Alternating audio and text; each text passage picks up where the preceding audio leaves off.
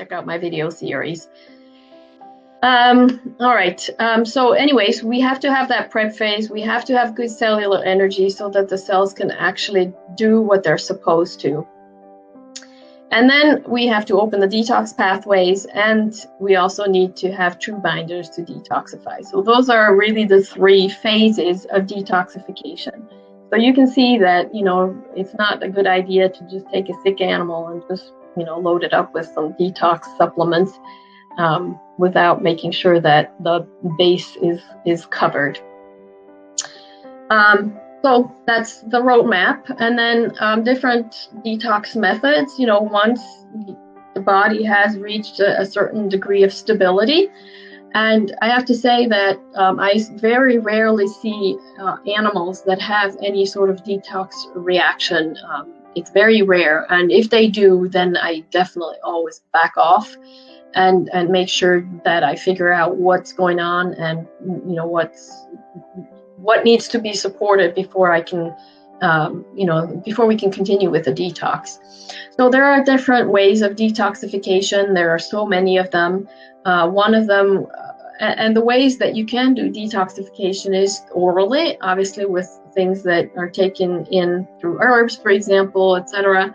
But we can also do rectal detoxification through suppositories, for example. Ozone suppositories can be helpful because ozone will be taken up and it will help stimulate the liver to work better. And the rectum also has, you know, good function in absorbing things. So if there's, you know, oral issues, for example, if an animal doesn't want to take you know, what you're trying to give them, sometimes we can also do it rectally. IV is another option as well. I don't use IV all that much, except for, you know, during the dental procedure or at the very end of it with vitamin C, just because to me it's just too invasive. To be honest, I'm not a very invasive kind of person. If I have other ways to do something, I will go that route. Obviously, detoxing through diet, restoring the gut health, and then fasting can be a very good way to detoxify the system, because it will help to kind of pull things out and give the body a little bit of a break and to focus on you know, cleaning and healing rather than eating and digesting. Obviously, with cats and horses, you do not want to do fasting because horses will get ulcers pretty quickly.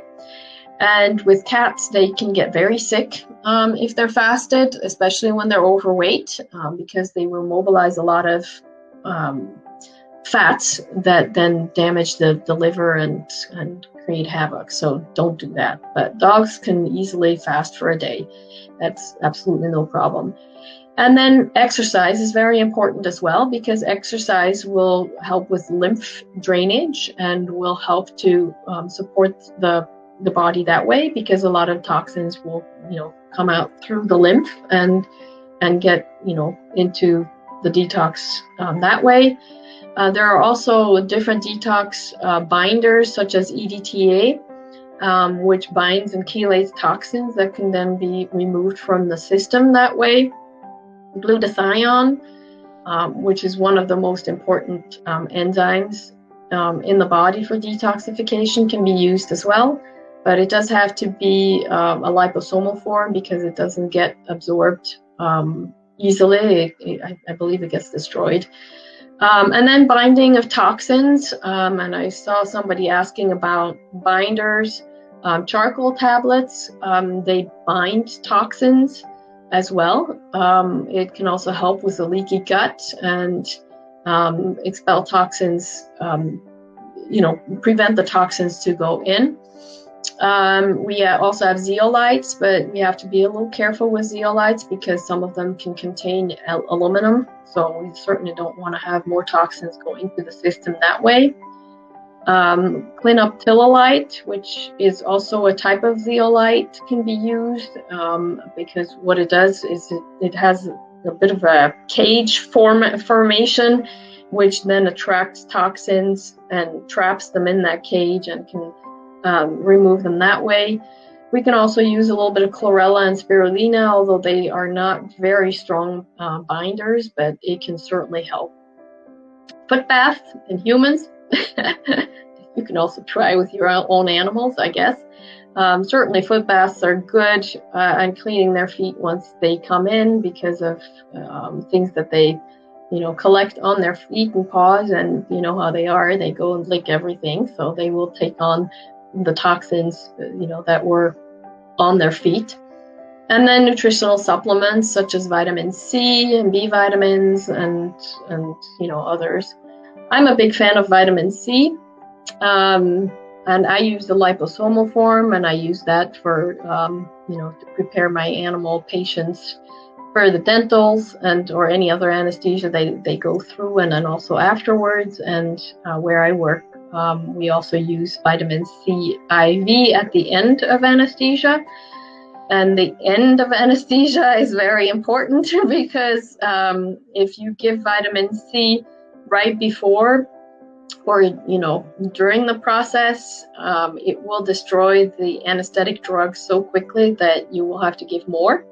And I had an experience of that when I took extra vitamin C before I went to the dentist, who needed to numb my nerves, and let's just say it did not work. So lesson learned. So vitamin C should really not be used the day of, and like before anesthesia, and you're not supposed to feed anything before anesthesia anyway. Spring and fall, spring and, the times where seasons change is where the body does the most, detox wise. So that's always a good time to do that. And that's why I'm doing this Facebook Live now, because it's springtime. So it's a good time to do some detoxification. So 5-leaf pepper botanicals, they have really good products. They're all organic and very well tolerated generally.